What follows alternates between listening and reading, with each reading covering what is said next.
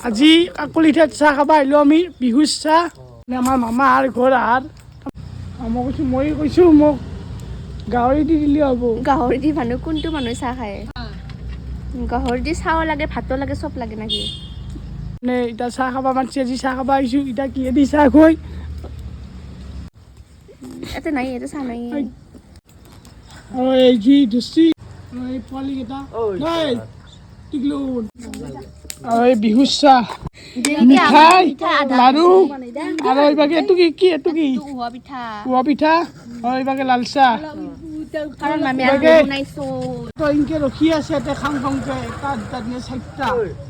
যিটো একদম দুমীয়া জুই মানে ভেলাপুজিত বাগেটলা জুই আৰু আমাৰ মাছ চাহ হ'লে আৰু এইকেইটাকো অলপ দিলোঁ নহ'লে নহ'ব না